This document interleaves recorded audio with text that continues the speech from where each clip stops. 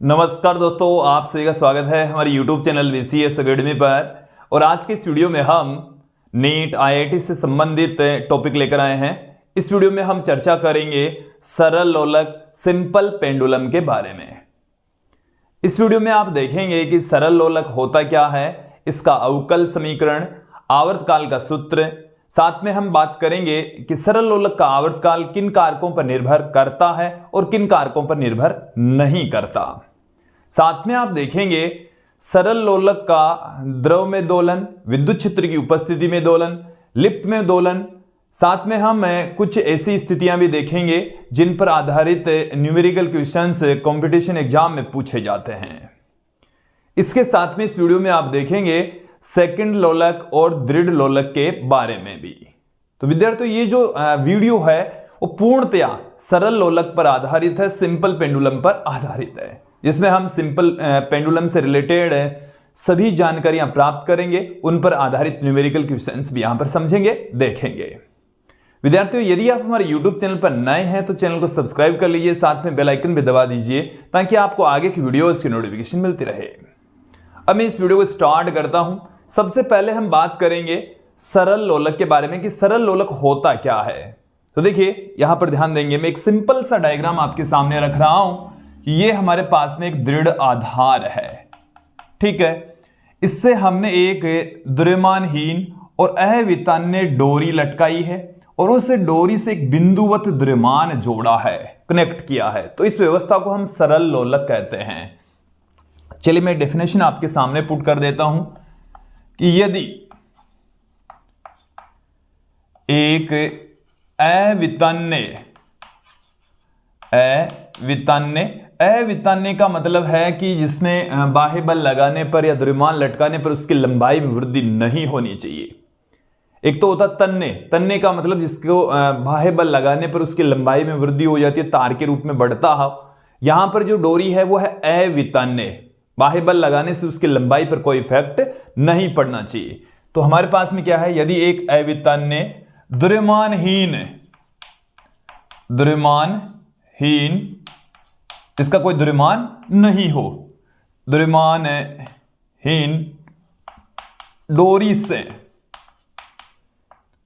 बिंदुवत द्रव्यमान लटका दिया जाए, बिंदुवत द्रव्यमान लटका दिया जाए,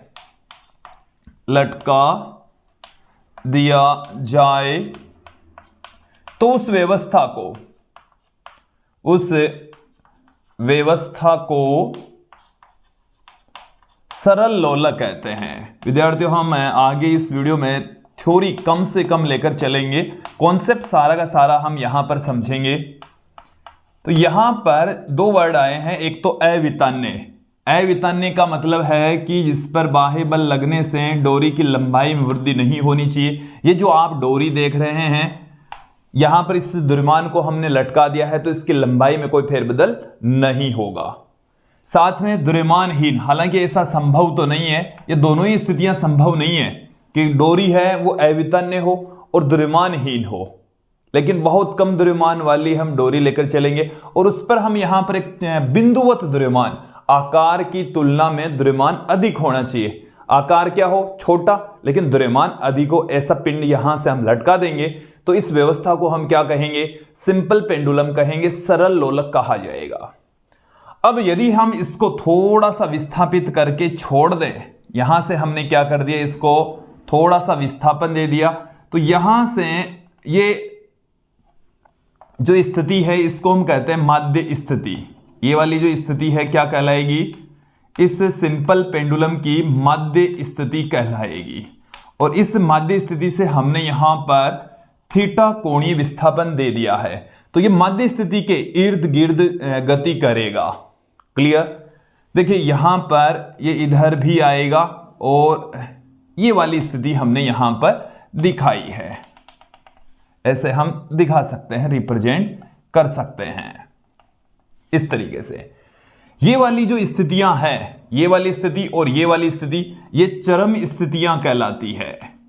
इन स्थितियों को हम क्या कहेंगे, चरम स्थिति कहेंगे, चरम स्थितियां इनको कहा जाता है। यहां तक क्लियर हो जाना चाहिए। देखिए ये इस तरीके से गति करेगा, जिसको हम दोलन गति कहते हैं। ये सिंपल पेंडुलम की दोलन गति होती है। ये चरम स्थिति, माध्य स्थिति। क्लियर हो जाना चाहिए यहां तक। फिर हम आगे बढ़ते हैं कि भाई इस दोलन गति के दौरान इसका जो आवर्त काल है वो कितना होगा। आवर्त काल के लिए हम इसका अवकल समीकरण ज्ञात करेंगे, और अवकल समीकरण के लिए इस दोलक के ऊपर, देखो इसको हम कहेंगे दोलक। इसको क्या कहा जाता है? पेंडुलम बॉब, या इसको दोलक कहा जाता है। इस दोलक के ऊपर लगने वाला प्रत्यानयन बल आघूर्ण हम देखेंगे। विद्यार्थियों, जो स्प्रिंग वाला निकाय है, इसके जस्ट बाद वाला जो वीडियो होगा वो हम स्प्रिंग लोलक के बारे में पढ़ेंगे। इस वीडियो में हम केवल और केवल सरल लोलक के बारे में जानकारी लेंगे। तो देखेंगे यहां पर कि इसको वापस अपनी माध्य स्थिति में लाने वाला एक बल होता है, जो कि इस घूर्णन अक्ष के रेस्पेक्ट काम करता है। तो वो एक बल है, एक बल आघूर्ण क्रिएट कर लेता है, जिसे हम प्रत्यानयन बल आघूर्ण कहेंगे। जिसे हम क्या कहेंगे? प्रत्यानयन बल आघूर्ण। प्रत्यानयन बल आघूर्ण। अब देखिए ये प्रत्यानयन बल आघूर्ण किसके बराबर होगा? प्रत्यानयन बल आघूर्ण होता है बल गुणा घूर्णनक से सीधी दूरी। बल गुणा घूर्णनक से सीधी दूरी। तो देखो इसकी जो घूर्णनक से सीधी दूरी है वो तो है L। इसके ऊपर इस बॉब का जो द्रव्यमान है वो स्मॉल m कंसीडर कर लें। देन यहां पर mg बल नीचे की ओर काम करेगा। इसका इस डायरेक्शन में जो घटक है वो देख लीजिए। इस डायरेक्शन में इसका घटक हो जाएगा mg cos थीटा, जो कि इस डोरी में उत्पन्न तनाव से संतुलित हो जाएगा। ये जो t है, अभी थोड़ी देर हम t को क्या करेंगे? आवर्तकाल से भी लिखेंगे। तो ये वाला जो t है वो इस डोरी में तनाव है, इसको क्लियर कर लें। और जो डोरी में तनाव होता है वो किससे संतुलित हो रहा है? mg cos थीटा से संतुलित हो रहा है, गुरुत्वीय बल के एक घटक से संतुलित हो रहा है। इसका जो दूसरा लंबवत वाला जो घटक है वो इधर काम कर रहा है। देखो एक घटक तो इधर काम कर रहा है, एक घटक इधर काम कर रहा है। ये वाला जो घटक है वो है mg sin theta. mg sin theta, जो कि इसको माध्य स्थिति में मूल अवस्था में लाने का प्रयास करता है। क्लियर? और यही क्या करता है? ये जो mg sin थीटा है वही इसमें प्रत्यानयन बल आघूर्ण क्रिएट करता है। ये जो mg sin थीटा है यही क्या उत्पन्न करेगा? प्रत्यानयन बल आघूर्ण उत्पन्न करेगा। चलिए तो देखिए, बल गुणा तो बल तो हमारे पास में है mg sin थीटा, और घूर्णनक से उसकी जो दूरी है वो है L। तो हमारे पास में आ गया है टो बराबर mgl sin theta. mgl sin theta, इसको मैं कह देता हूं इक्वेशन नंबर 1। देखिए एक चीज और क्लियर कर लीजिए कि ये जो mg sin थीटा है ये बल आघूर्ण क्रिएट करेगा बोर्ड के तल के लंबवत अंदर की ओर। मेरी जो अंगुलियां हैं वो इधर और अंगूठा अंदर की ओर। तो जबकि यहां पर थीटा इधर है, कोणीय जो त्वरण है वो इस डायरेक्शन में, तो उसकी वजह से जो त्वरण दिखाया जाएगा वो बाहर की ओर। तो दोनों के डायरेक्शन एक दूसरे के, हालांकि बॉल एक ही है, उस बॉल के ऊपर बल आघूर्ण एक ही काम कर रहा है। उसको हम दो फॉर्म में लिख रहे हैं। एक फॉर्म तो ये हमारे पास में, दूसरा जो तरीका है बल आघूर्ण का वो हमारे पास में है tau equal to I into alpha. अब यहां पर आप ध्यान दें, ये दोनों एक ही पिंड पर काम कर रहे हैं, इनकी डायरेक्शन एक दूसरे के अपोजिट है, इसलिए मैंने यहां पर एक नेगेटिव साइन दिखा दिया है। मतलब ये हुआ है कि इस बॉल पर बल आघूर्ण काम कर रहा है, और उस बल आघूर्ण को हम दो तरीके से लिख सकते हैं। एक लिख सकते हैं आई इंटू अल्फा, जहां आई जड़त्व आघूर्ण और अल्फा उसका कोणीय त्वरण होता है। दूसरा है mg sin theta into L. mg sin theta into L, तो एक ही बॉल के ऊपर काम कर रहे हैं और एक ही बल आघूर्ण काम कर रहे हैं, उसको दो तरीके से लिख रहे हैं। तो दोनों को हम क्या कर दें? बराबर पुट कर देंगे। ये नेगेटिव साइन क्यों लगाया है? क्योंकि ये क्या है? बोर्ड के तल के लंबवत अंदर की ओर है, ये किधर है? बाहर है। इसलिए है ये कि बल आघूर्ण दोनों क्या है? बराबर। इसलिए हमने यहां पर एक नेगेटिव साइन दिखा दिया। दोनों को इक्वल पुट कर दीजिए। समीकरण 1 बराबर 2 से 1 और 2 को क्या कर दें? बराबर पुट कर दे। तो आई इंटू अल्फा बराबर आ गया है mgl sin थीटा। यहां से अल्फा के स्थान पर हम क्या लिख सकते हैं, d2 theta by dt square बराबर mgl थीटा, mgl थीटा इसको पुट कर देंगे। देखो ये हमने यहां कहां से लिखा है कि जब साइन थीटा, थीटा अति अल्प हो, थीटा अल्प हो, बहुत छोटा हो, तो साइन थीटा को क्या लिखा जा सकता है, थीटा पुट किया जा सकता है। जब थीटा बहुत छोटा होता है, 5 डिग्री से कम होता है, तो साइन थीटा को हम थीटा पुट कर देंगे। क्लियर। देन यहां से हमारे पास में क्या आ जाएगा, d2 theta by dt square, एक नेगेटिव साइन भी चल रहा है, नेगेटिव साइन भी हमारे पास में यहां पर बराबर माइनस में mg l upon i into में थीटा, इंटू में थीटा हमारे पास में आ गया है। यहां तक समझ में आ जाना चाहिए, क्लियर हो जाना चाहिए।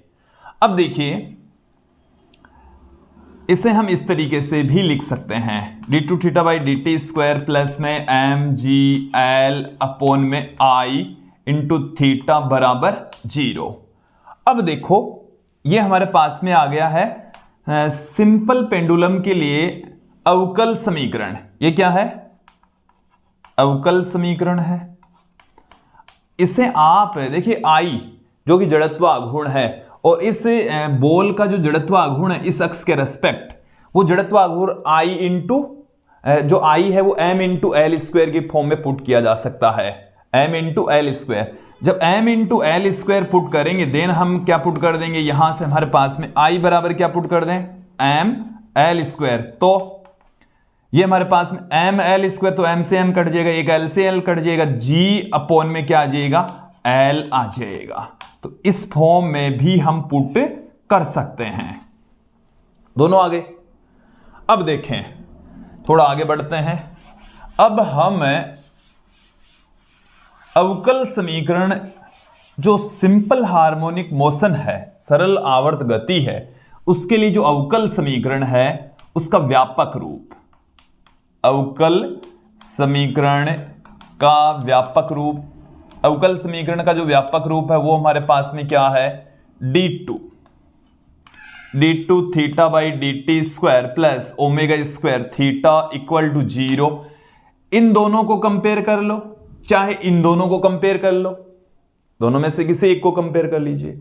और जब हम दोनों को कंपेयर करेंगे तो यहां से ओमेगा स्क्वायर बराबर क्या आ गया, g अपॉन में l आ गया है, ओमेगा बराबर आ गया है अंडररूट में g अपॉन में l, और यहां से हम ओमेगा के स्थान पर देखो t बराबर हम क्या जानते हैं, 2 पाई अपॉन में ओमेगा, यहां से 2 पाई, और ओमेगा का जो मान हमारे पास में है वो कितना है,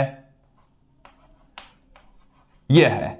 ये एक सिंपल पेंडुलम के लिए आवर्तकाल का सूत्र आ गया है, फॉर्मूला आ गया है। तो सिंपल पेंडुलम का जो आवर्तकाल है उसका फॉर्मूला आ गया है 2 पाई रूट एल अपॉन में जी।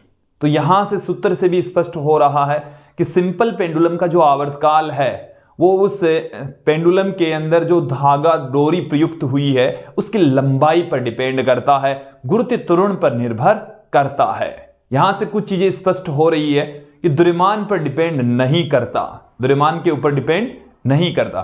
चलिए किन राशियों पर डिपेंड करता है, किन राशियों पर डिपेंड नहीं करता है, अभी हम उनको एक एक करके ले लेते हैं। एक बार इन सबको मैं यहां से हटा देता हूं, फिर हम जो सिंपल पेंडुलम है उसके आवर्तकाल को प्रभावित करने वाले कारक एक एक करके देख लेते हैं। अब यहां पर हम चर्चा करेंगे कि जो सरल लोलक है उसके दोलन काल या आवर्तकाल को प्रभावित करने वाले कारक के आवर्तकाल को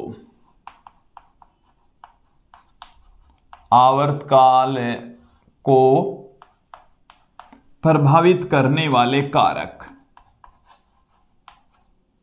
प्रभावित करने वाले कारक। यहां पर एक एक करके सभी कारकों की चर्चा करेंगे, और सबसे पहले मैं ले लेता हूं आयाम।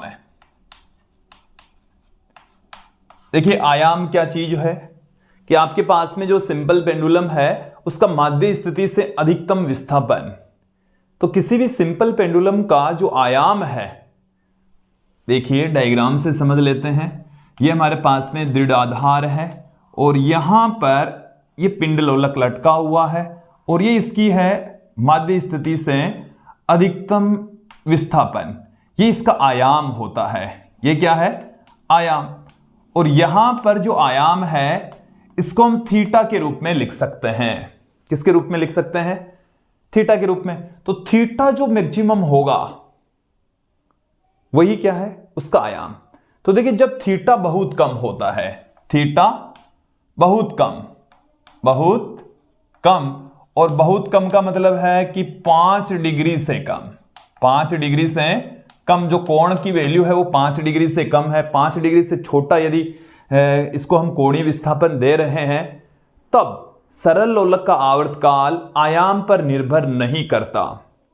सरल लोलक का आवर्तकाल थीटा बहुत कम है तो टी आयाम पर निर्भर नहीं करता, आयाम पर निर्भर नहीं होता है, निर्भर नहीं करता है। ठीक है।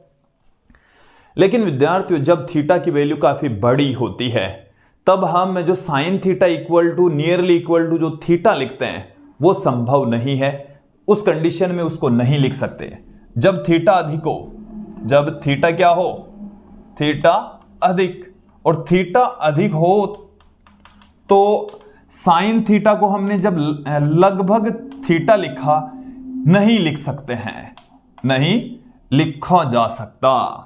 इसको हम नहीं लिख सकते, लिखा जा सकता है। और इसको इस तरीके से नहीं लिखा जा सकता है तो हमारे पास में जो आवर्तकाल का फॉर्मूला है वो देख लीजिए क्या हो जाएगा।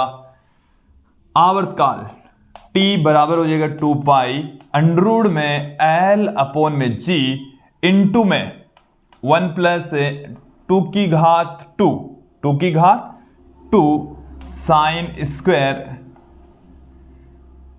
Theta naught upon 2 plus dot ऐसे ही चलता ही जाएगा। ठीक है। देखो एक्चुअल में क्या हुआ है इसको आप समझें कि हमारे पास में अभी टो बराबर क्या था? टो बराबर था माइनस में mgl साइन थीटा।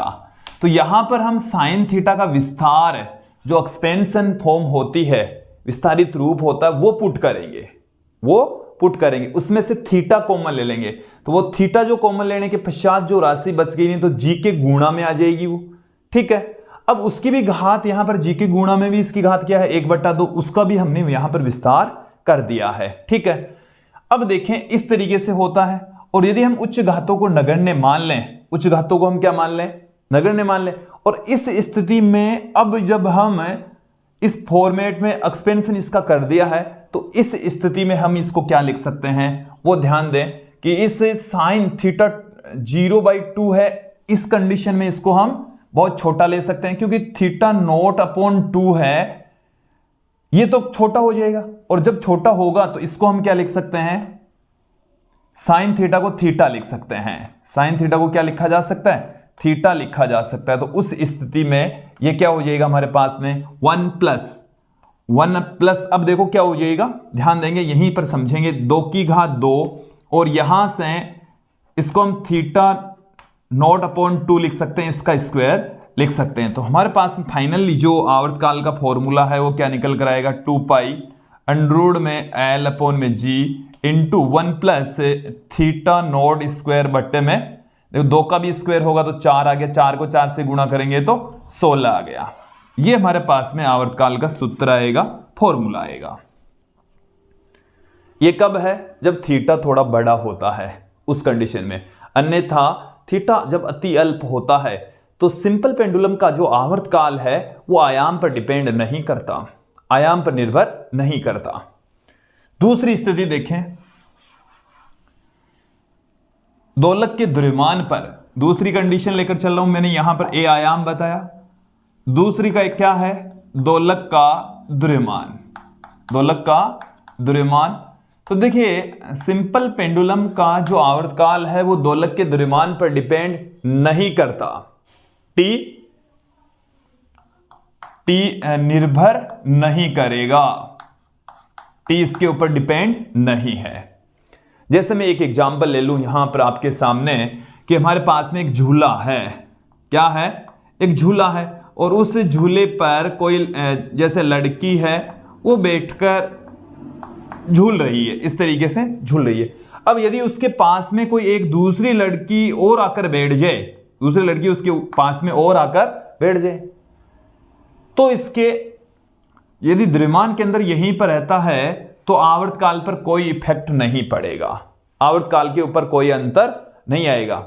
जैसे मेरी बात को सुन लीजिए कि कोई जैसे लड़की है, झूला झूल रही है, और झूलते झूलते क्या हो गया, उसके पास में अचानक दूसरी लड़की आकर और बैठ गई, बैठी हुई पहले थी, बैठी हुई बाद में है, तो उस स्थिति में आवर्तकाल के ऊपर कोई इफेक्ट नहीं पड़ेगा, उतना ही रहेगा जितना पहले था।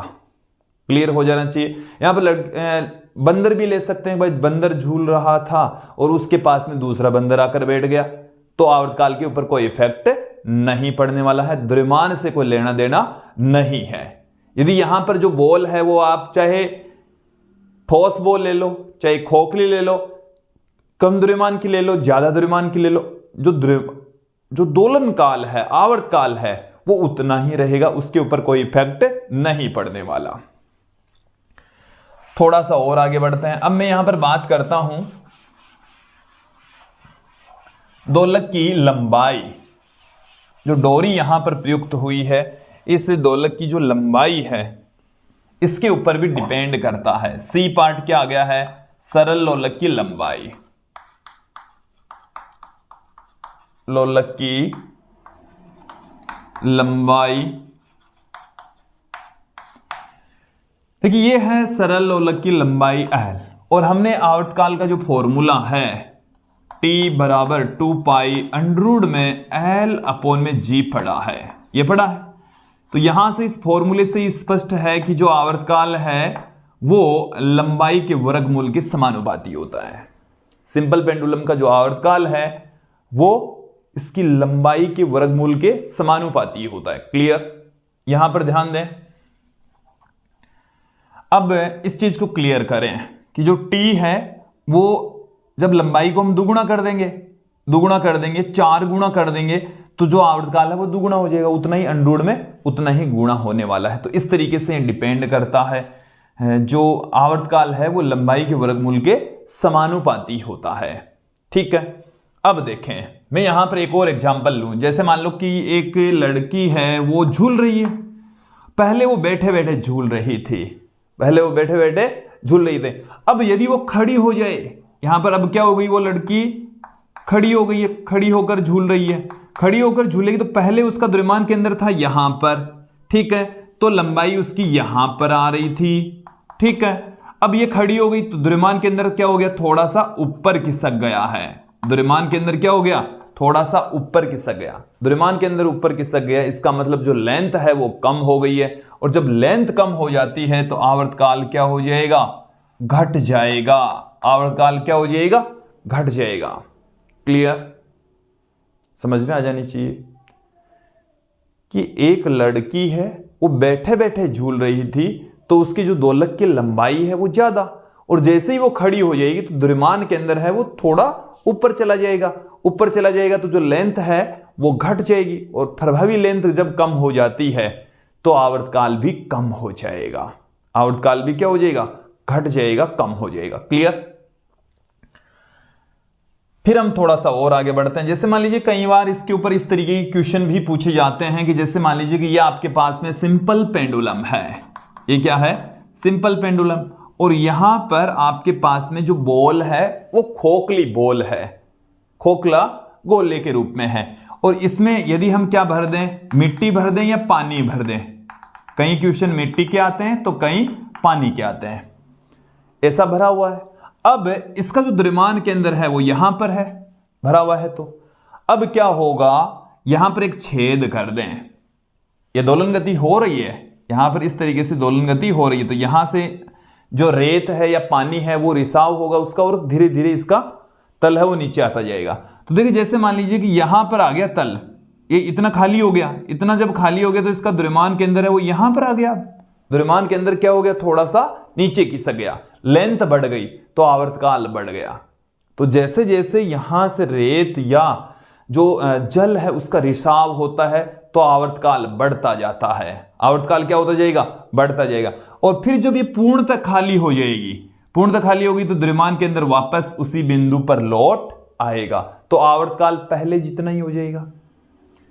एक बार फिर से इस कंडीशन को समझ लीजिए कि यदि किसी सिंपल पेंडुलम के अंदर जो बॉब है, बॉल है, उसमें पानी भरा हो या रेत भरी हो, और यदि उसमें एक बारीक सा छिद्र करके यदि उसमें लगातार रिसाव करवाया जाता है तो जो द्रव्यमान केंद्र है वो थोड़ा नीचे खिसकेगा, और द्रव्यमान केंद्र जब नीचे खिसकेगा तो ये जो लेंथ है वो बढ़ेगी, और लेंथ बढ़ेगी तो आवर्तकाल भी क्या होगा, बढ़ेगा, आवर्तकाल इंक्रीज होगा। तो इसमें ऐसे पूछा जाता है कि भाई आवर्तकाल पर क्या इफेक्ट पड़ेगा, तो आवर्तकाल पहले बढ़ेगा और फिर ये पूरी तरह से जब खाली हो जाएगी तो आवर्तकाल पुनः उतना ही हो जाएगा। क्लियर, समझ में आ जाना चाहिए, स्पष्ट हो जाना चाहिए। फिर मैं बात करता हूं यहां पर अगला जो हमारे पास में कारक है गुरुत्वीय त्वरण। गुरुत्वीय त्वरण मैं यहां पर इनके ग्राफ भी आपको बताऊंगा, अभी बताऊंगा। जो T है वो अंडरूट में 1/√g के समानुपाती होता है, या √g के व्युत्क्रमानुपाती होता है, या गुरुत्वीय त्वरण के वर्गमूल के व्युत्क्रमानुपाती होता है। तो गुरुत्वीय त्वरण में जब परिवर्तन होता है तो आवर्तकाल भी चेंज होगा, परिवर्तित होगा। अब देखें गुरुत्वीय त्वरण कब कब परिवर्तित होता है वो आपको ध्यान रखना है कि गुरुत्वीय त्वरण में कब कब परिवर्तन होता है। उस कंडीशन में ही जो दोलक है उसका आवर्तकाल भी परिवर्तित हो जाएगा, सीधी सी बात है। जैसे हम ये जानते हैं कि पृथ्वी की सतह से ऊंचाई पर आप जा रहे हैं तो g का मान है वो चेंज हो जाता है, gh बराबर क्या हो जाएगा, g। देखो यदि ऊंचाई बहुत कम है तो 1 माइनस में 2h/r के अकॉर्डिंग चेंज होती है। गहराई के साथ में भी क्या हो जाता है, गहराई के साथ में भी इसमें परिवर्तन आता है, 1 माइनस d/r। तो चाहे ऊंचाई पर जाएं आप, चाहे गहराई पर जाएं, जी के मान में कमी आती है, और जी के मान में जब कमी आएगी, जी के मान में जब कमी आती है तो क्या हो जाएगा, आवर्तकाल बढ़ जाएगा। जी कम होगा, जी कम तो टी बढ़ेगा, टी क्या हो जाएगा, इंक्रीज हो जाएगा। क्लियर। इसी के साथ में बात करूं, जैसे हमारे पास में जो सिंपल पेंडुलम है उसको हम ले जाएं चंद्रमा पर। कहां ले जाएं, चंद्रमा पर ले जाएं, और जब चंद्रमा पर हम उसको ले जाते हैं तो जी का मान क्या हो जाता है, घट जाता है, और जी का मान जब घटता है तो आवर्तकाल बढ़ जाएगा। हम कुछ कंडीशन भी देखेंगे जहां पर जो प्रभावी गुरुत्वीय त्वरण है वो शून्य हो जाता है। प्रभावी गुरुत्वीय त्वरण कितना हो जाएगा, शून्य। जैसे मैं बात करूं पृथ्वी के केंद्र पर, पृथ्वी के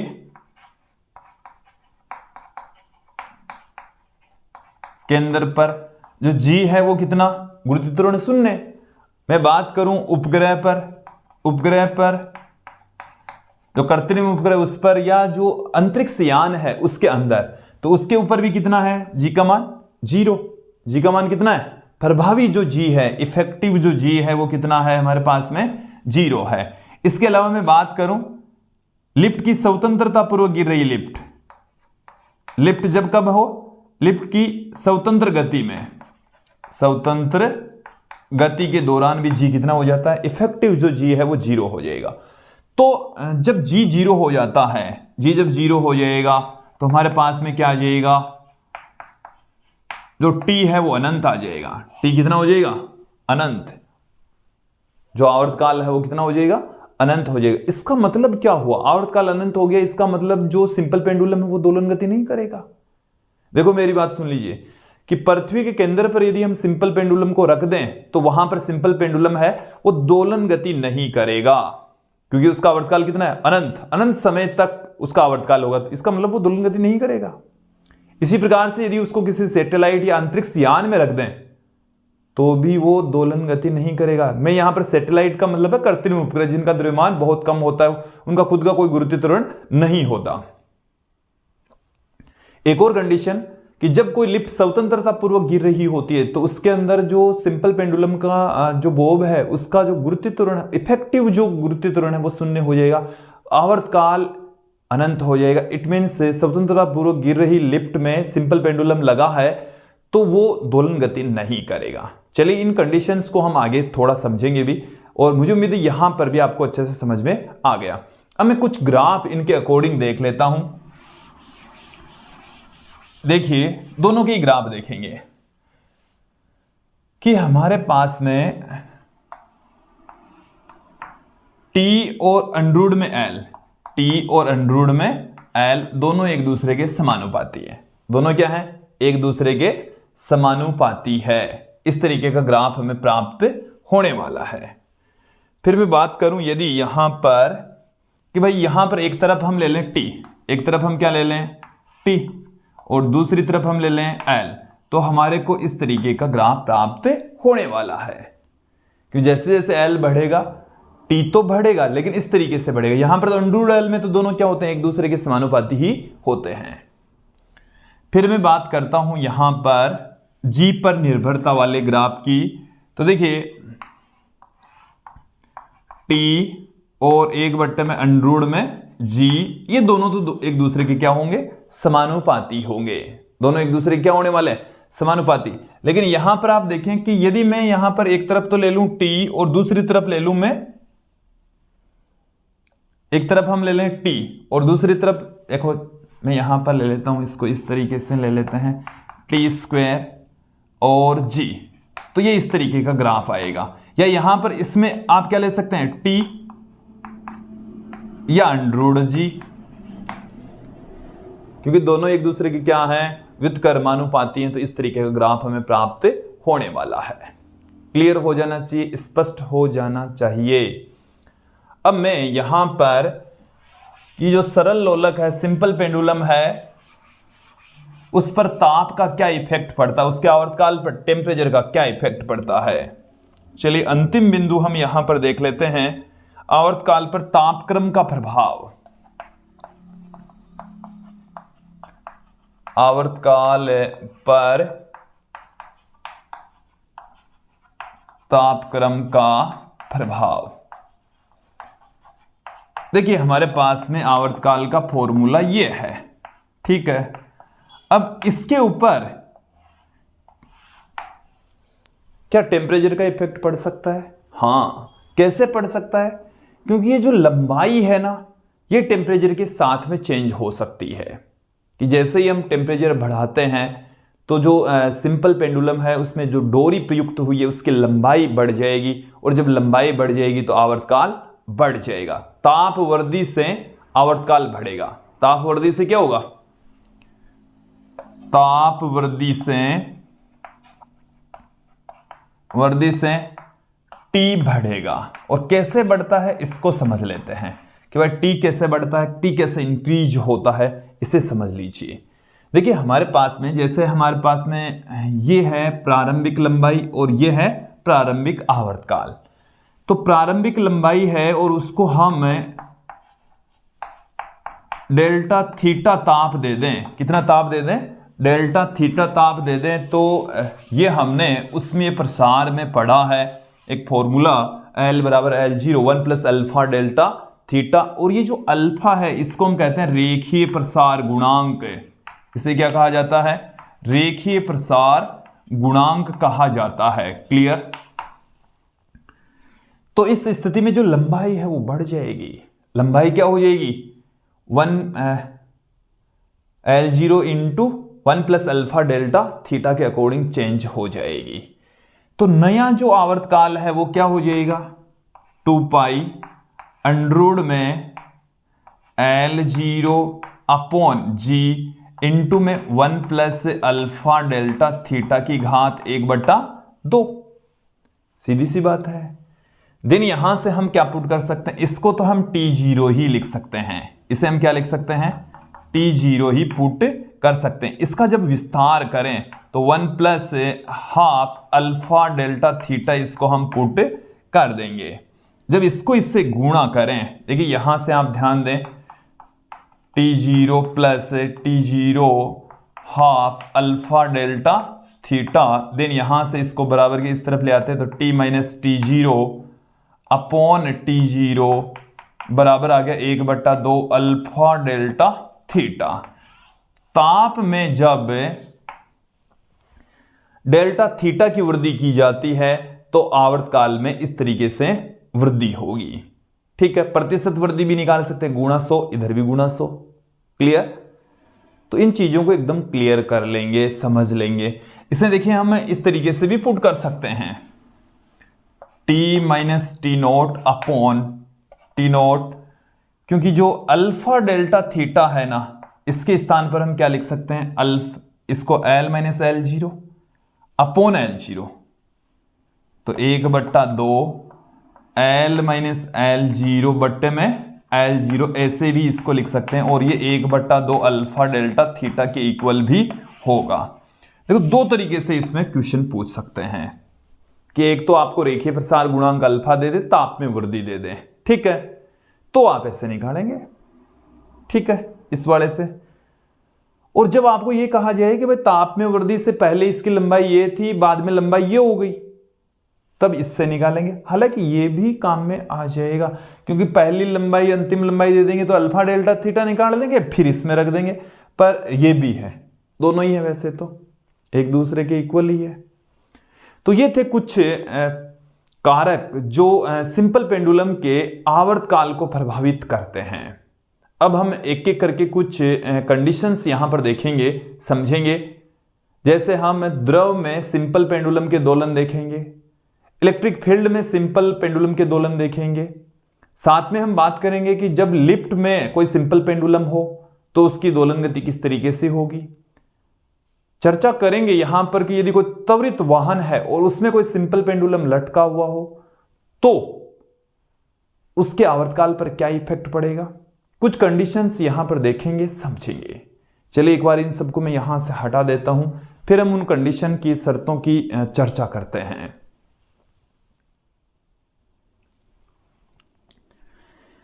देखिए विद्यार्थियों, सबसे पहले हम सिंपल पेंडुलम को द्रव में दोलन गति करवाने वाले हैं और उस स्थिति में उसके आवर्तकाल पर क्या इफेक्ट पड़ेगा वो यहां पर देखने वाले हैं। चलिए पहला हम पार्ट लेकर चल रहे हैं द्रव में दोलन। यदि हम सिंपल पेंडुलम को द्रव में दोलन गति करवाएं तो हमें कैसा आवर्तकाल प्राप्त होने वाला है।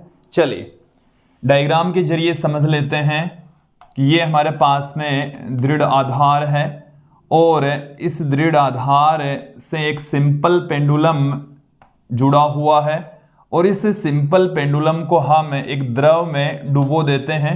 इस तरीके से हमारे पास में द्रव है जिसका घनत्व सिग्मा है। इसका घनत्व क्या है? सिग्मा। सिंपल पेंडुलम का जो दोलक है इसका घनत्व रो है। उसका घनत्व कितना है? रो है। चलिए दो बातें हैं मेन, जो मुख्य बातें हैं वो मैं आपको बता दूं। रो हमारे पास में है दोलक का घनत्व है, दोलक का घनत्व है, डेंसिटी है। सिग्मा हम लेकर चल रहे हैं द्रव का घनत्व है जिसमें हम सिंपल पेंडुलम को डुबोकर गति करवा रहे हैं। ठीक है। स्मॉल m है दोलक का द्रव्यमान है, दोलक का द्रव्यमान है, इतना क्लियर हो जाना चाहिए।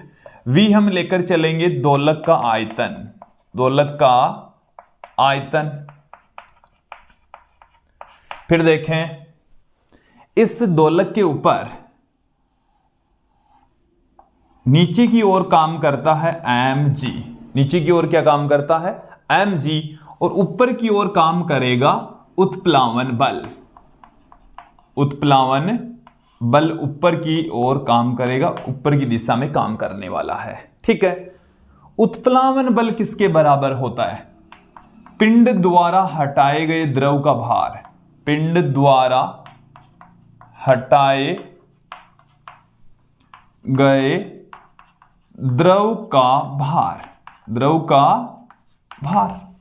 अब पिंड कितना द्रव हटा रहा है उसका भार, तो उसका द्रव्यमान m' इंटू जी। m' क्या है? पिंड द्वारा हटाए गए, जैसे इतनी जगह में वो जो द्रव था उसका द्रव्यमान है m डैश।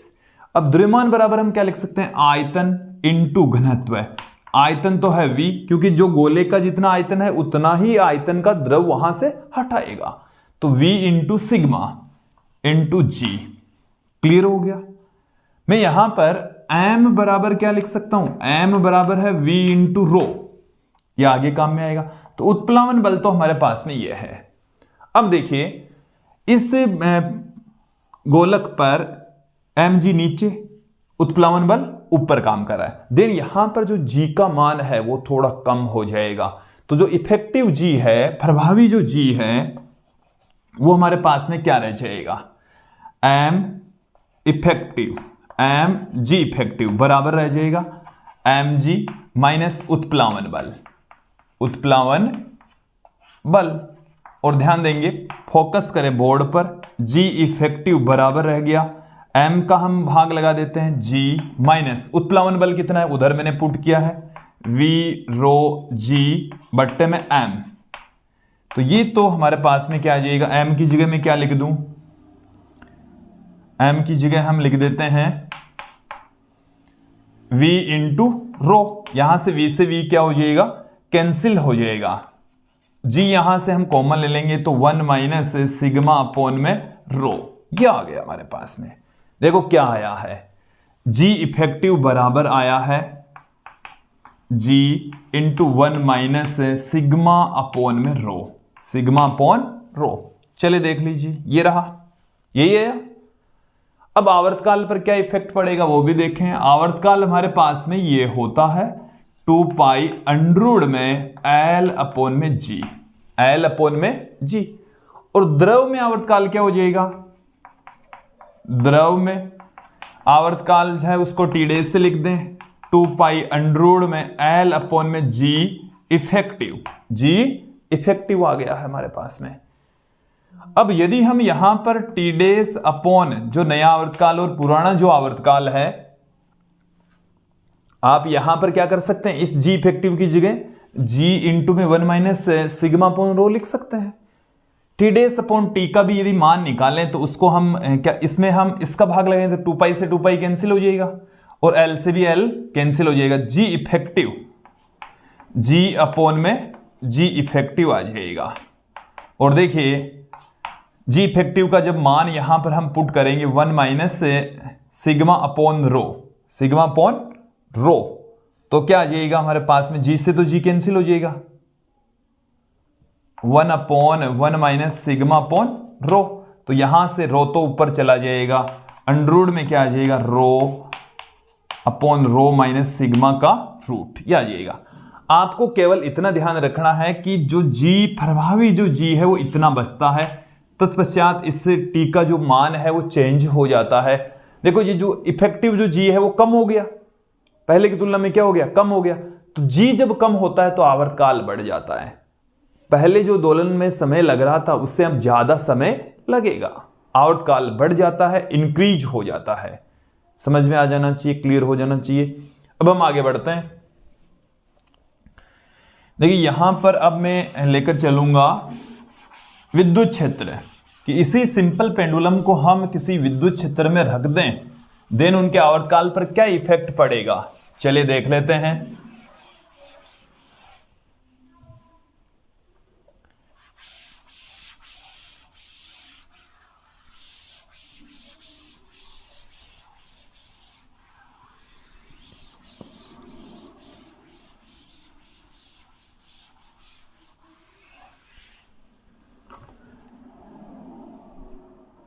देखें दूसरी जो कंडीशन है वो हम लेकर चल रहे हैं विद्युत क्षेत्र में दोलन, विद्युत क्षेत्र में दोलन,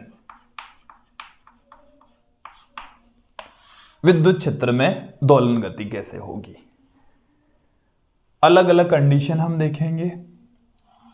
एक कंडीशन यदि आपको समझ में आ जाती है तो फिर कहीं कोई दिक्कत नहीं होने वाली। ये हमारे पास में एक सिंपल पेंडुलम है जिस पर कि कोई आवेश है Q। हम इस तरीके से नहीं, अन्यथा यदि उस दोलक के ऊपर जो गोला आप देख रहे हैं इसके ऊपर यदि कोई आवेश नहीं है तो इलेक्ट्रिक फील्ड इसको कोई प्रभावित नहीं करेगा। इलेक्ट्रिक फील्ड तो तब प्रभावित करता है जब इसके ऊपर खुद पर कोई आवेश हो। ठीक है, देन यहां पर जैसे हम कंसीडर कर लें कि भाई इसके ऊपर कोई आवेश है Q, और यहां पर विद्युत क्षेत्र हम लगा देते हैं पहले ऊपर की ओर। विद्युत क्षेत्र किधर लगा दी? ऊपर की ओर। विद्युत क्षेत्र ऊपर की ओर लगा दिया तो ऊपर की ओर बल कितना है? Q into E। नीचे की ओर बल कितना है? mg। ठीक है, देन यहां पर इसके ऊपर जो mg इफेक्टिव है वो mg माइनस में Q इंटू E रह गया, क्योंकि mg नीचे QE ऊपर। देन mg इफेक्टिव, टोटल जो इसके ऊपर लगने वाला बल है वो है mg इफेक्टिव, जो कि mg माइनस QE के बराबर होगा। देखो mg नीचे है, QE ऊपर है, इसलिए हमने यहां पर एक नेगेटिव साइन दिखाया है। G इफेक्टिव कितना है ये अपन को देखना है। G इफेक्टिव बराबर G माइनस में QE अपॉन m होता है। देन आवर्तकाल क्या हो जाएगा? T बराबर 2 पाई अंडर में L अपॉन में G इफेक्टिव, और G इफेक्टिव की जो वैल्यू है वो क्या है? L अपॉन में G इफेक्टिव, G माइनस में QE अपॉन में m। तो यहां से G में से कुछ राशि कम हो रही है, ये बट्टे वाली जो राशि वो घट रही है। G इफेक्टिव है वो G से कम है, तो कम है तो आवर्तकाल क्या हो जाएगा? बढ़ जाएगा।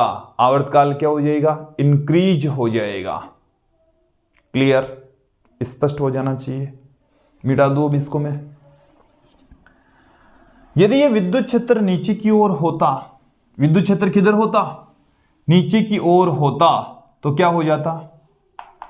ये जो बल है वो इधर ही होता, mg प्लस में QE। mg प्लस QE दोनों ही बल नीचे की ओर होते, तब mg इफेक्टिव बराबर हो जाता mg plus QE। G effective बराबर हो जाता G प्लस QE अपॉन में m, और यहां पर प्लस का साइन आ जाता। यहां पर क्या आ जाएगा? Positive sine. अब देखें फॉर्मूला ये आ गया। तो जब यहां पर G में कुछ जुड़ रहा है, G इफेक्टिव है वो G से बड़ा है, ये राशि बड़ी है, तो आवर्तकाल घट जाएगा, कैपिटल T घट जाएगा, कम हो जाएगा, आवर्तकाल पहले की तुलना में घट जाएगा। क्लियर हो गया? अब मैं यहां पर देखें एक और कंडीशन यहां पर आपके सामने ही रख रहा हूं। अब की बार हम जो विद्युत क्षेत्र हैं वो क्षैतिज दिशा में लगा रहे हैं। इलेक्ट्रिक फील्ड किधर लगा दें? क्षैतिज दिशा में। तो इसके ऊपर mg तो लग रहा है नीचे, mg किधर लग रहा है? नीचे की ओर, और QE लग रहा है इधर, QE इधर लग रहा है। ये दोनों बल एक दूसरे के परपेंडिकुलर हैं, दोनों ही बल क्या हैं? एक दूसरे के लंबवत। तो mg इफेक्टिव जो प्रभावी जो बल है mg इफेक्टिव वो क्या आएगा? mg का स्क्वायर प्लस QE का स्क्वायर का रूट। दोनों बल एक दूसरे के क्या हैं? परपेंडिकुलर है। तो हमने यहां पर कौन सा परिणाम, दो बलों के परिणामी ज्ञात करने का फॉर्मूला लगाया है? दो सदिशों का परिणामी F1 square plus F2 square plus 2 F1 F2 cos theta का रूट। तो यहां पर cos थीटा तो हो गया 0, क्योंकि दोनों के बीच का जो एंगल है वो 90 है, और cos 90 की वैल्यू कितनी हो गई है? देखो ये वाला लगाया मैंने। चलिए क्लियर कर लीजिए।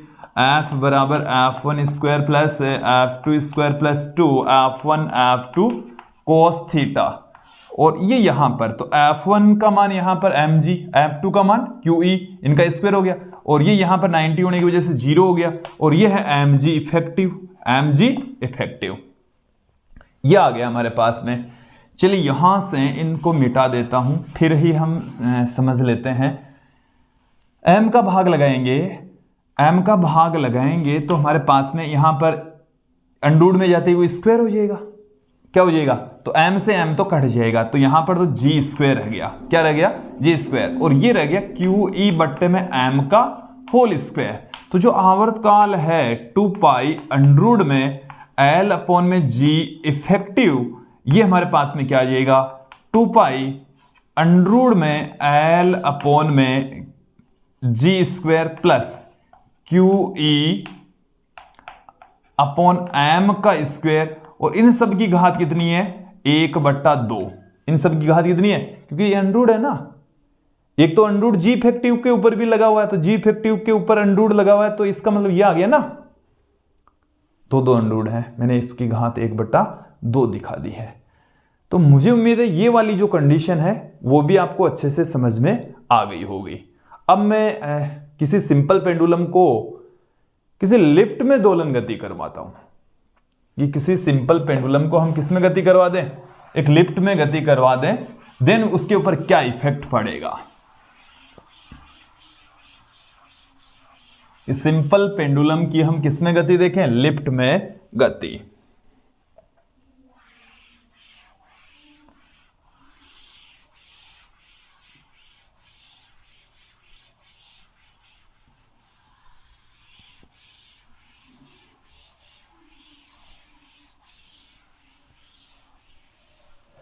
चलिए सी पार्ट हम देख रहे हैं, लिफ्ट में दोलन। लिफ्ट में दोलन, वैसे तो हम लिफ्ट की गति पहले पढ़ चुके हैं, और जब लिफ्ट गति करती है तो उसमें बैठे व्यक्ति के भार में कमी या वृद्धि महसूस होती है, इसके बारे में हमने पहले ही पढ़ लिया है। पर सिंपल पेंडुलम के आवर्तकाल पर क्या इफेक्ट पड़ता है यह भी हम यहां पर देख लेते हैं, समझ लेते हैं। चलिए करूं मैं स्टार्ट। ये हमारे पास में एक लिफ्ट है, ये हमारे पास में क्या है, एक लिफ्ट, और इस लिफ्ट के अंदर हम एक सिंपल पेंडुलम लटका देते हैं। ये हमारे पास में क्या है बालको, लिफ्ट, ठीक है। इसमें हमने यहां पर लटका रखा है एक सिंपल पेंडुलम, और उसको दोलन गति करवा रहे हैं। क्या करवा रहे हैं, दोलन गति करवा रहे हैं। हमारे पास में आवर्तकाल का जो सिंपल पेंडुलम है उसके आवर्तकाल का जो सूत्र है T = 2 पाई अंडरूट में L/g, यही है। लेकिन जब लिफ्ट गति करती है तो g के मान में परिवर्तन आ जाता है, जो प्रभावी जो g है वो बदल जाता है। प्रभावी g है वो रियल में जो g है उससे भिन्न होता है। जब पहली कंडीशन कौन सी है, अलग अलग स्थितियां लेकर चलेंगे। जब लिफ्ट स्थिर हो, जब लिफ्ट क्या हो, स्थिर हो, या जब लिफ्ट नियत वेग से गति करे। लिफ्ट नियत वेग से गति करे, नियत वेग से गति करने का मतलब क्या हो गया, a = 0। जब या तो लिफ्ट स्थिर अवस्था में हो, जब नियत वेग से ऊपर या नीचे गति कर रही हो, तो जो गुरुत्वीय त्वरण है उसके ऊपर कोई इफेक्ट नहीं पड़ेगा, आवर्तकाल उतना ही रहेगा जितना पहले था। आवर्तकाल का फॉर्मूला यही रहेगा, कोई उसमें बदलाव नहीं आने वाला, ठीक है। दूसरी स्थिति क्या है कि जब लिफ्ट ए त्वरण से ऊपर जाए, जब लिफ्ट त्वरित गति करेगी, जब लिफ्ट क्या करने वाली है, त्वरित गति। तो देखो इस जो दोलक आप देख रहे हैं इसके ऊपर नीचे की ओर एक तो mg तो होता ही है, और ए त्वरण की वजह से जब कोई निकाय त्वरित गति करता है तो उस निकाय में रखे पिंड पर एक आभासी बल काम करता है जो कि उसकी त्वरित गति की विपरीत दिशा में होता है।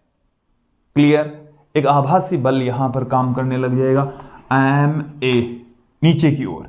लिफ्ट खुद किधर जा रही है, ऊपर, तो इस पर बल किधर काम करेगा, नीचे, ma। तो जेन यहां से क्या हो जाएगा, mg+a, ये है प्रभावी g, mg इफेक्टिव बराबर mg+a। आप यहां से g इफेक्टिव बराबर क्या निकालेंगे, g+a। तो जो नया जो आवर्तकाल है वो क्या आएगा हमारे पास में, 2 पाई अंडरूट में L/g+a। यहां पर g इफेक्टिव है वो g से बड़ा, देन आवर्तकाल घट जाएगा, आवर्तकाल घट जाएगा। जब त्वरित गति हो रही है तब g में परिवर्तन होगा, तत्पश्चात t में भी परिवर्तन होगा। और जब a त्वरण से लिफ्ट ऊपर जा रही है तो प्रभावी गुरुत्वीय त्वरण बढ़ जाएगा, तत्पश्चात आवर्तकाल घट जाएगा, क्योंकि ये राशि जब बढ़ेगी तो कैपिटल T क्या हो जाएगा, घट जाएगा, कम हो जाएगा। अगली कंडीशन देखो, जब हम गुरुत्वीय त्वरण की दिशा में इस लिफ्ट को त्वरित गति प्रदान कर दें देन इसके ऊपर एक जो आभासी जो बल है ना वो ऊपर की ओर काम करेगा। खुद लिफ्ट किधर जा रही है? नीचे। जब लिफ्ट नीचे जा रही हो तो उस पर जो आभासी बल काम करता है वो किधर काम करेगा? ऊपर की ओर काम करेगा। देन यहां पर ये mg माइनस में ma, यहां पर एक नेगेटिव साइन आ जाएगा। देन उस स्थिति के अंदर जो g इफेक्टिव है वो g माइनस a रहेगा, ये घट जाएगा तो t बढ़ेगा। t उस कंडीशन में क्या होगा? बढ़ेगा, इंक्रीज होगा। क्लियर? एक और स्थिति हम यहां पर ले लेते हैं। दूसरी अब की बार जो स्थिति है वो जो लिफ्ट है वो गुरुत्वीय त्वरण से नीचे गति कर रही है, स्वतंत्रता पूर्वक गति कर रही है। और जब स्वतंत्रता पूर्वक गति करेगी तो mg माइनस ma, तो ये भी mg, ये भी mg, तो यहां से ये g इफेक्टिव है वो कितना आ गया? 0। g इफेक्टिव कितना आ गया? देखो, क्योंकि ये g माइनस g कितना हो गया? 0 हो गया। और जब g इफेक्टिव 0 रहेगा तो आवर्तकाल कितना हो जाएगा? अनंत। और आवर्तकाल अनंत होने का मतलब है कि जो सिंपल पेंडुलम है वो दोलन गति नहीं करेगा। तो जब लिफ्ट स्वतंत्रता पूर्वक गिर रही है तो लिफ्ट में जो सिंपल पेंडुलम है वो दोलन गति नहीं करेगा। क्लियर? स्पष्ट हो गया? ऐसी स्थितियां और भी आती है कि जब किसी अंतरिक्ष यान में कोई सिंपल पेंडुलम हो तो उस पर जो प्रभावी जी है वो 0 होता है, तत्पश्चात उसका आवर्तकाल अनंत हो जाएगा। इसी प्रकार की स्थिति आती है पृथ्वी के केंद्र पर, क्योंकि पृथ्वी के केंद्र पर भी प्रभावी जी 0, तत्पश्चात उसका आवर्तकाल अनंत हो जाएगा। ये वैसे मैं इसी वीडियो में पहले भी बता चुका हूं। यहां तक तो आ गया होगा समझ में। अब हम यहां पर लिफ्ट के पश्चात हम आगे बढ़ते हैं कि यदि कोई इस सिंपल पेंडुलम को हम त्वरित वाहन में रख दें, किधर रख दें? त्वरित वाहन में। त्वरित वाहन में दोलन, त्वरित वाहन में दोलन गति अब करवाई जाएगी। चलिए,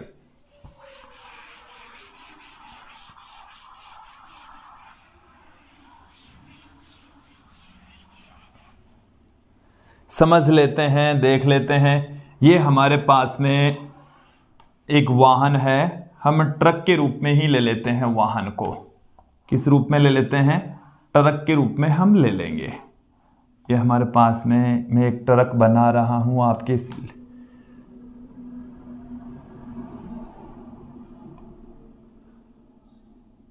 हम क्या कर दें? यहां से मैं एक रोड ले लेता हूं। ऐसे हम क्या कर लिए? हमने एक छड़ ले ली और इस छड़ से, ट्रक के अंदर की बातें हैं, यहां से हम सिंपल पेंडुलम को लटकाएंगे। ये हमारे पास में क्या है? ट्रक है। ये इस तरीके से है, आप कैसे ही समझ लो इसको। ठीक है, इधर इसमें ड्राइविंग हो रही है ऐसे, इधर इसकी हेडलाइट लगी हुई, इधर जा रहा है। अब इसमें क्या है हमारे पास में? इस तरीके से यहां पर एक सिंपल पेंडुलम लटका हुआ है ऐसे, यहां पर सिंपल पेंडुलम है और ये दोलन गति कर रहा है।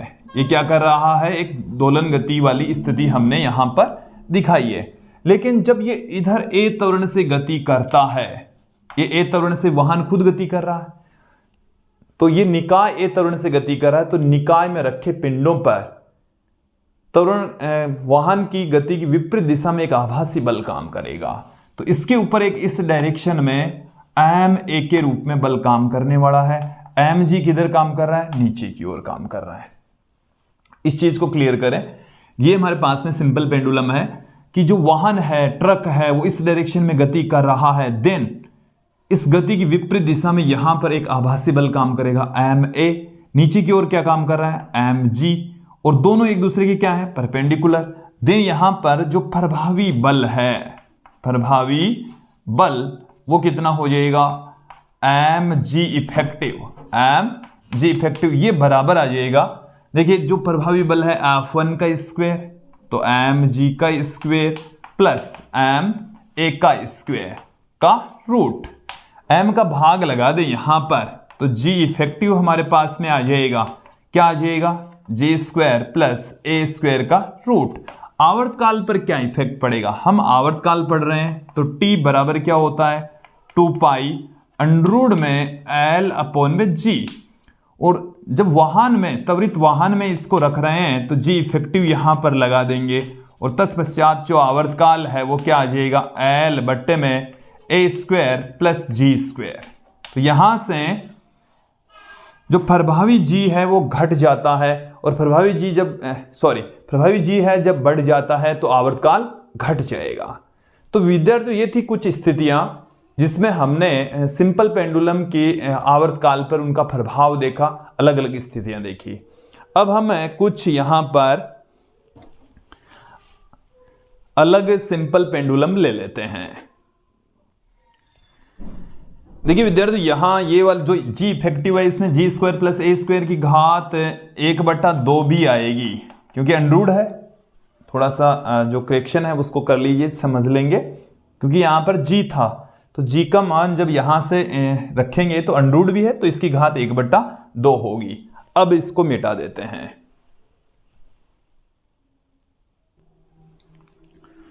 अब यहां पर हम देखेंगे सेकंड लोलक। देखिए सेकंड लोलक क्या होता है कि ऐसा सरल लोलक जिसका आवर्तकाल 2 सेकंड होता है, तो मतलब इस तरीके से दोलन गति करता है, 1 सेकंड जाने में 1 सेकंड आने में, तो उसका आवर्तकाल कितना होगा 2 सेकंड का। सेकंड लोलक का जो आवर्तकाल होता है वो 2 सेकंड का होता है। चलिए सेकंड लोलक को देख लेते हैं। सेकंड लोलक क्या एक सरल लोलक ही होता है जिसका आवर्तकाल 2 सेकंड होता है। इसका आवर्तकाल कितना होगा 2 सेकंड होगा। क्लियर। अब आप देखें कि जो सिंपल पेंडुलम है उसके लिए हम क्या जानते हैं, आवर्तकाल का formula t equal to 2 pi under में L अपॉन में G स्क्वायर कर दें तो t स्क्वायर बराबर 4 पाई स्क्वायर L अपॉन में G, और यहां से L बराबर हम क्या लिख दें G t स्क्वायर अपॉन में 4 पाई स्क्वायर, और इन सब की वैल्यू यहां पर यदि हम पुट कर दें 9.8 इंटू 2 का स्क्वायर अपॉन 4 इंटू पाई का स्क्वायर, तो 3.14 का स्क्वायर। तो देखिए 4 से ये 4 तो कट जाएगा, और यहां से जो L की वैल्यू है वो हमारे पास में 99.3 सेंटीमीटर हमें प्राप्त होने वाली है। ये सेंटीमीटर में हमने पुट किया है। तो एक जो सेकंड लोलक होता है, एक इस तरीके से हमारे पास में सेकंड लोलक है इस तरीके से, तो इसकी जो लेंथ है वो 99.3 सेंटीमीटर होती है। अब आप उसको चाहे देखो कितना भी थोड़ा सा विस्थापित करके छोड़ो, थोड़ा ज्यादा कर दो, द्रव्यमान चाहे कितना भी लटका दो, ये जो दोलन गति होगी उसमें आवर्तकाल है वो 2 सेकंड का रहेगा। यदि आप लेंथ कितनी लेते हैं 99.3 सेंटीमीटर, इसको लगभग 1 मीटर हम मानकर चल सकते हैं। तो जो सेकंड लोलक होता है उसमें जो प्रयुक्त जो डोरी है उसकी लंबाई 99.3 सेंटीमीटर अर्थात लगभग कितनी होती है 1 मीटर होती है। कई बार ये पूछा जाता है कि भाई सेकंड लोलक को आप चंद्रमा पर ले जाइए, सेकंड लोलक को आप कहां ले जाइए चंद्रमा पर ले जाइए, तो बताइए कि जो लोलक की लंबाई है वो कितनी रह जाएगी। लोलक तो क्या है सेकंड लोलक का मतलब तो यही है 2 सेकंड में चक्कर लगाना चाहिए, तो जो लंबाई है वो फिर कितनी रह जाएगी, क्योंकि वहां पर G का जो मान है वो G/6 होगा, G/6 होगा। तो जो लंबाई है वो क्या हो जाएगी L/6 हो जाएगी। L/6 मतलब 1। चंद्रमा पर कितनी होगी, चंद्रमा पर G चंद्रमा पर कितना होता है, G पृथ्वी वाले का 6वां हिस्सा होता है, पृथ्वी वाले का 6वां हिस्सा होता है। तो जो L है चंद्रमा पर वो पृथ्वी वाले L का कितना हिस्सा हो जाएगा 6वां हिस्सा हो जाएगा, 6वां हिस्सा। तो यहां से 1/6 मीटर आ जाएगा, 1/6 मीटर। क्लियर। अब मैं यहां पर लेता हूं दृढ़ लोलक, एक और हम सिंपल पेंडुलम ही ले रहे हैं, एक तरीके का सिंपल पेंडुलम ही है दृढ़ लोलक रिजिड पेंडुलम।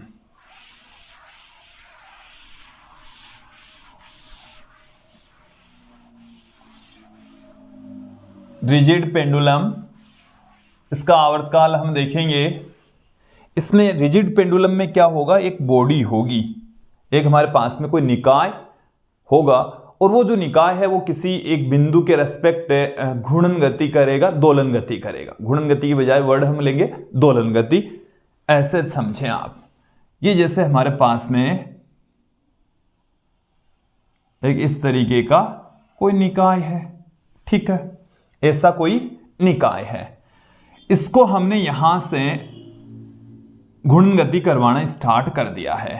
इसका चलिए इसको थोड़ा सा मैं इधर भी ले लेता हूं, इस तरीके से, और इस सिद्ध में इसका द्रव्यमान केंद्र है, सेंटर ऑफ मास यहां पर मौजूद है इसका, ठीक है, मतलब इसका जो संपूर्ण द्रव्यमान है वो यहां पर केंद्रित माना जा सकता है, और इस बिंदु के रेस्पेक्ट ये घूर्णन गति कर रहा। ये पूरा का पूरा निकाय है, सॉलिड बॉडी है, ठीक है, रिजिड बॉडी कह रहे हैं ना।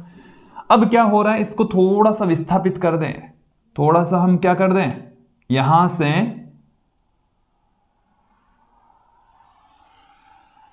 इसको ऐसे विस्थापित कर दें। ऐसे विस्थापित कर देंगे तो ये वाला पॉइंट कहां आ जाएगा, यहां आ जाएगा, ये वाला पॉइंट यहां आ जाएगा। इसकी जो डिस्टेंस है वो हम एल लेकर चल रहे हैं। कितने लेकर चल रहे हैं, एल लेकर चल रहे हैं। अब ये इस तरीके से दोलन गति करेगा, ऐसे ये इधर जा रहा है, जो सेंटर ऑफ मास है ना वो दोलन गति कर रहा है। सेंटर ऑफ मास क्या करेगा, दोलन गति करेगा, तो पूरा पिंड भी गति करेगा। सेंटर ऑफ मास दोलन गति कर रहा है, इसका मतलब जो दृढ़ पिंड है वो गति करेगा। सेंटर ऑफ मास और जिस बिंदु के रेस्पेक्ट ये दोलन गति कर रहा है उनके बीच की जो डिस्टेंस है वो कितनी है, एल है। दूरी कितनी है, एल। क्लियर, स्पष्ट हो गया। चलिए यहां पर हम इसके ऊपर इस स्थिति में, जैसे ये घूम गया यहां से थीटा कोण, ये जो लेंथ है वो है एल, तो इधर नीचे काम कर रहा है एम जी, और इस डायरेक्शन में क्या काम करेगा, एम जी कोस थीटा, और इस डायरेक्शन में काम करेगा M G sine theta, M G sine theta.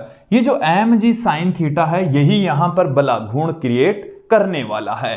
तो प्रत्यानयन बलाघूर्ण कितना हो जाएगा, हम क्या पढ़ रहे हैं, टॉपिक का नाम लिख देता हूं मैं, दृढ़ लोलक, जो कि एक सिंपल पेंडुलम का ही उदाहरण है। दृढ़ लोलक के अंदर एक दृढ़ बॉडी होगी और वो किसी एक निश्चित बिंदु के रेस्पेक्ट दोलन गति करेगी, ठीक है। तो यहां पर जो प्रत्यानयन बल आघूर्ण है, बल आघूर्ण, ऐसा हम पहले भी देख चुके हैं सिंपल पेंडुलम में, शुरू में देख चुके, टो बराबर माइनस में M G L sine theta.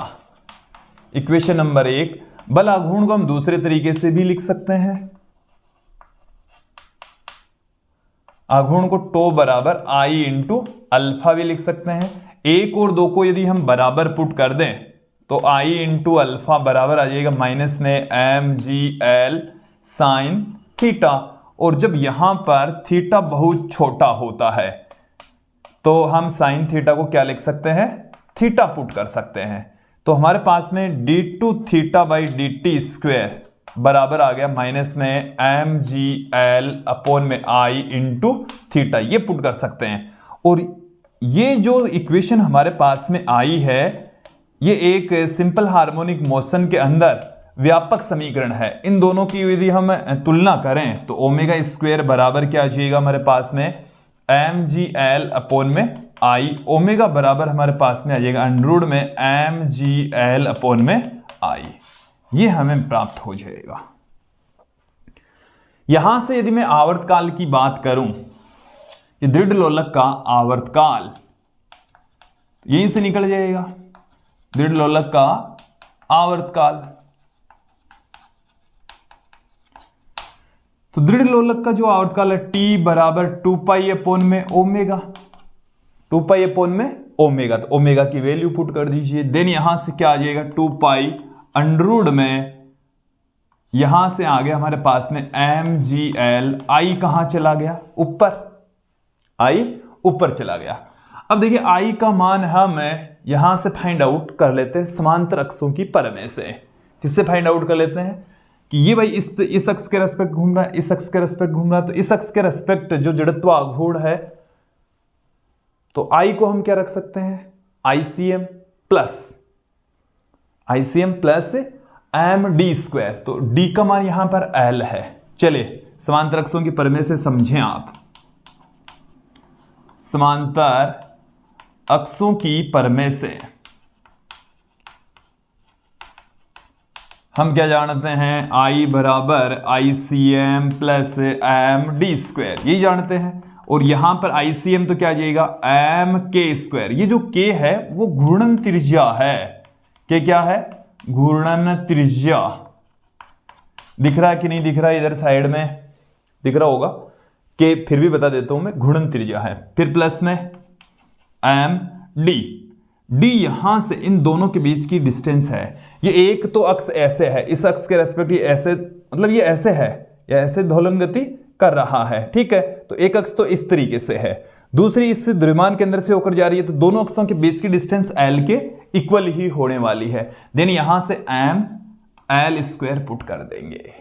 इतना समझ में आ जाना चाहिए, स्पष्ट हो जाना चाहिए। चलिए वैल्यू उठाकर यहां पुट कर दो, तो t बराबर क्या आ गया, 2 पाई अंडर में M K square plus M L square upon M G L. तो देखो यहां से हम m और l दोनों का भाग लगा देते हैं, तो t बराबर क्या आ गया, 2 पाई अंडर में के स्क्वायर अपॉन में l प्लस में l बट्टे में g।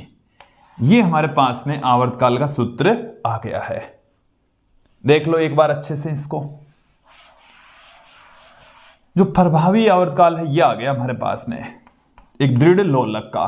तो 2 पाई अंडर में एल इफेक्टिव अपॉन जी, और जो एल इफेक्टिव है वो है के square upon L plus L. जो के है वो घूर्णन त्रिज्या, एल है वो सरल लोलक की लंबाई, मतलब यहां पर इनके दोनों घूर्णक से द्रव्यमान केंद्र के बीच की डिस्टेंस है ये, ऐसे समझें इसको। तो दृढ़ लोलक का जो फॉर्मूला है वो तो उसी टाइप से निकला, यहां तक तो कहीं दिक्कत नहीं है, t equal to 2 pi under में I अपॉन में mgl। लेकिन इसके बाद में जो जड़त्व आघूर्ण है ना, वो उसको इस तरीके से लिख सकते हैं। क्लियर? जो पिंड का द्रव्यमान जहां से हम लटकाते हैं ना, वो सारा का सारा, एक तो वो तो होता है बिंदु द्रव्यमान, हम जो सरल लोलक की जो डेफिनेशन देते हैं उसमें तो वो बिंदु द्रव्यमान होता है, लेकिन सारा का सारा द्रव्यमान इसमें भी तो एक बिंदु के ऊपर केंद्रित माना जा सकता है, द्रव्यमान केंद्र पर। क्लियर? तो उस कंडीशन में इसको इस तरीके से पुट कर देंगे, आवर्तकाल का फॉर्मूला ये हमारे को मिल जाएगा। विद्यार्थी ये तो हमने देख लिए हैं सिंपल पेंडुलम से रिलेटेड कुछ कॉन्सेप्ट। अब हम इन पर आधारित कुछ न्यूमेरिकल क्वेश्चन ले लेते हैं, एक एक करके उनको सोल्व कर लेते हैं। देखिए हमें क्या मिलने वाला है।